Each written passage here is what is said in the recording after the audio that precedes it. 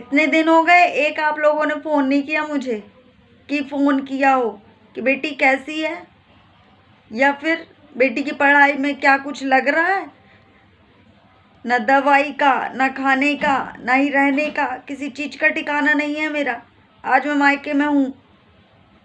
मायके में किस लड़की की ज़िंदगी कटती है, आप लोग बताइए। बड़े गर्व से एक बेटी बोलती मेरा ससुराल है। मैं किस मुंह से बोलूं कि मेरा ससुराल है। बहुत अच्छी बात है। अगर आप लोग ऐसा नहीं करते तो मुझे आप लोगों के दर्शन नहीं होते इस तरीके से कि आप लोग इस तरीके के भी हो। बहुत अच्छा किया, धन्यवाद देती हूँ आप लोगों को मैं। बिना बताए मेरे हस्बैंड की गाड़ी क्यों बेची आप लोगों ने? मुझसे एक बार पूछ तो लेते कि हम ये सब काम कर रहे हैं। बेटा गया नहीं, उसकी सारी चीजें अलग करते गए धीरे धीरे। उसकी पत्नी और उसकी बेटी को भी अलग कर दिया कचड़े के माफिक। हेलो फ्रेंड्स, तो आप लोग कैसे हैं? आई होप आप लोग बहुत अच्छे होंगे। और अभी बारिश हो रही है ना, तो अंधेरा है थोड़ा इस रूम में, इसलिए क्योंकि बाहर भी अंधेरा है और इतने अच्छे से उजाला नहीं है यहाँ इस रूम में, इसलिए वीडियो ऐसी हो रही है। तो प्लीज़ थोड़ा सा समझिएगा। अभी कमेंट्स रीड किया, आप लोगों को पता है मैं किस दुविधा में चल रही हूँ। पूरी परेशानी तो आप लोगों को पता ही नहीं है। मेरे पास इतना सभी टाइम नहीं रहता है। एक तो यूट्यूब का काम, ऊपर से थोड़ा बहुत इंस्टा में भी दिमाग लगाती हूँ, और थोड़ा बहुत समय मैं अपने लिए निकालती हूँ। किस चीज़ का? शुक्ला जी को याद करने के लिए। बेटी है, बेटी को भी देखना पड़ता है। मम्मी के यहाँ रह रही हूँ, सारे लोग हैं, उनको भी समय देना होता है। मेरे दिमाग में अभी इतनी परेशानियां हैं, इतनी परेशानी कि जीवन में आज तक ऐसी परेशानी मेरे जीवन में आई ही नहीं है। बहुत, जितनी मैं शुक्ला जी के जाने के बाद ना पूरा जीवन चेंज हो गया मेरा। एक तो पढ़ाई की टेंशन है। श्रेया की पढ़ाई जो ससुराल में बैठकर वहाँ पर रहकर होती, वो यहाँ पर नहीं हो रही है। उसकी ऑनलाइन क्लासेस स्टार्ट हो गई हैं। फ्रेंड से जो बात होती थी वो सारा कुछ बंद हो गया है।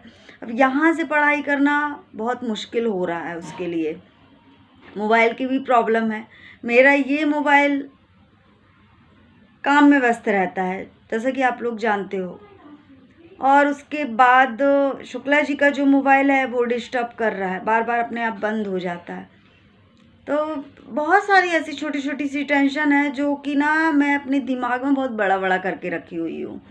यानी कि मैं इतनी सी छोटी टेंशन ना दिमाग में बस वही चलता रहता है, सोल्यूशन कुछ नहीं निकलता है, पर दिमाग में इतनी सारी टेंशन भर कर रखी हूँ ना कि खाली होता ही नहीं है। इसलिए मेरी आए दिन तबीयत ख़राब होती है। जैसा कि मुझसे पूछा गया था कि क्या आपकी रोज़ ही तबीयत ख़राब होती है, बस इसलिए मेरी तबीयत ख़राब रहती है। आए दिन चिंता चिता के समान होती है। चिंता करना जब से वो गए हैं ना, तो बहुत सारी ऐसी टेंशन हो गई है, कैसे क्या होगा। मेरा ना मेन चीज़ रहने की व्यवस्था नहीं हो पा रही है। मैं बेघर हो चुकी हूँ। मैं कहाँ रहूँ मुझे समझ में नहीं आ रहा है।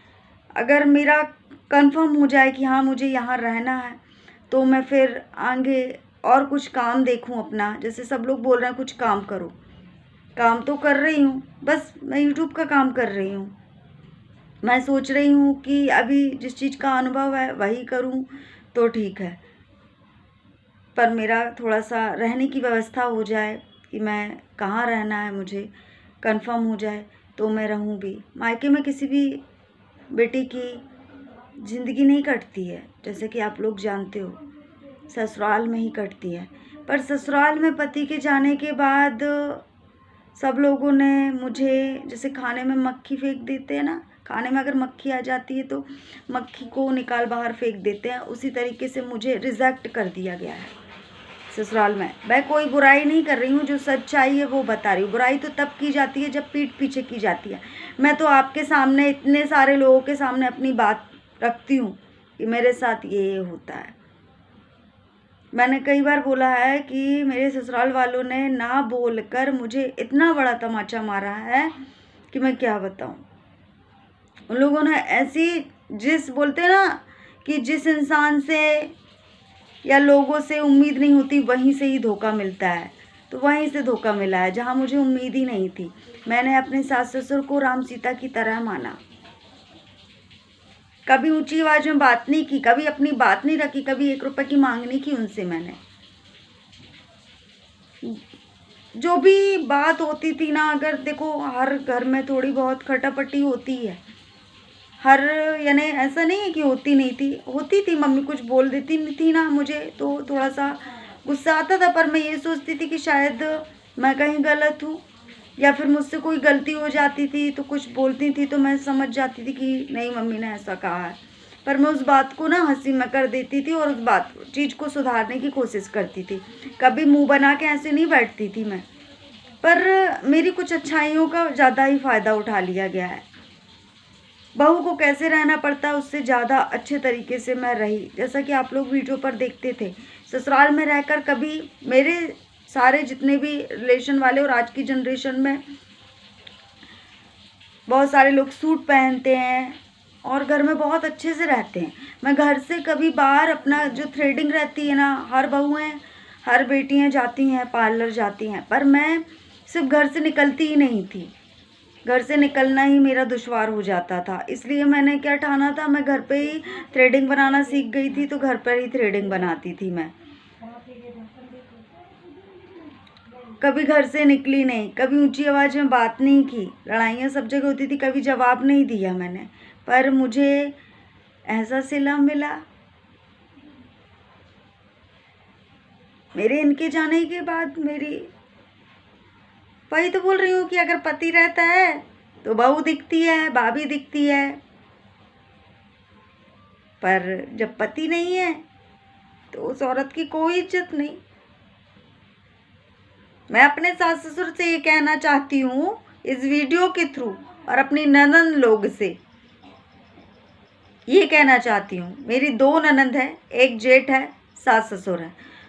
मैं इस वीडियो के माध्यम से ये कहना चाहती हूँ, मैंने आप लोगों का क्या बिगाड़ा जो आप लोगों ने मुझे इस तरह से बर्बाद कर दिया?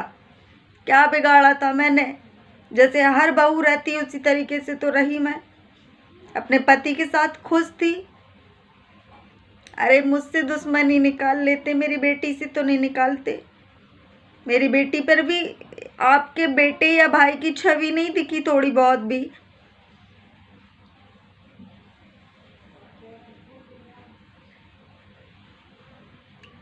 ये नहीं सोचा कि उनके जाने के बाद मैं अपनी बेटी को क्या खिलाऊंगी, जो आप लोगों ने ऐसे पैसे रख लिए, आपने आपस में बांट लिए। ये नहीं सोचा बिल्कुल भी कि मैं क्या खिलाऊंगी अपनी बेटी को। घर से कभी मेरे पति ने मुझे निकलने नहीं दिया। मैं बाजार जा रही थी तब शर्म नहीं आई इतनी सी भी कि ये कभी बाजार नहीं गई, कभी अपने शौक के लिए पार्लर नहीं गई जो मुझे सब्जी लेनी जानी पड़ी। विधवा पेंशन के कार्ड के लिए मैं दर दर भटकती रही, किसी ने मेरी सहायता नहीं की। थोड़ी बहुत थी, आप लोगों को इज्जत भी चाहिए और इज्जत वाले इतने से काम भी नहीं। सारे लोगों को दिख रहा है आप लोग क्या कर रहे हो, कोई बोल नहीं रहा है इसका मतलब ये नहीं, सारे लोगों को दिख रहा है। मैं चीज़ मुझे दिख रहा है, जो मैं इतना विश्वास करती रही आप लोगों पर, मुझे दिख रहा है।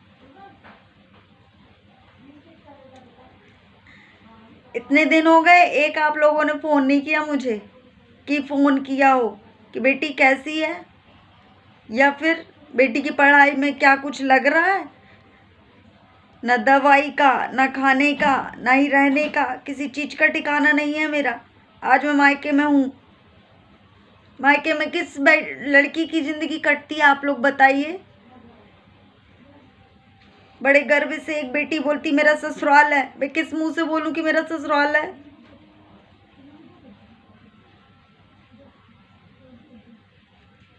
मैं कोई नहीं लगती आपकी, नातन तो लगती है आपकी कुछ। बहुत अच्छी बात है, अगर आप लोग ऐसा नहीं करते तो मुझे आप लोगों के दर्शन नहीं होते इस तरीके से कि आप लोग इस तरीके के भी हो। बहुत अच्छा किया, धन्यवाद देती हूँ आप लोगों को मैं। बिना बताए मेरे हस्बैंड की गाड़ी क्यों बेची आप लोगों ने? मुझसे एक बार पूछ तो लेते कि हम ये सब काम कर रहे हैं। बेटा गया नहीं, उसकी सारी चीजें अलग करते गए धीरे धीरे। उसकी पत्नी और उसकी बेटी को भी अलग कर दिया कचड़े के माफिक। तरस नहीं आया बिल्कुल भी? आपकी भी तो बेटियां हैं। बीता नहीं है ना आप लोगों पर कि किसी की बेटी के साथ ऐसा किया जाता है तो माँ बाप को कितनी तकलीफ होती है।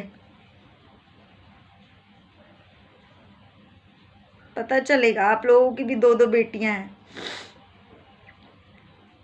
इस वीडियो के माध्यम से मैं ये बात पहुंचा रही हूँ। जितने लोग सुन रहे हैं मेरी वीडियो को बहुत शेयर करिएगा।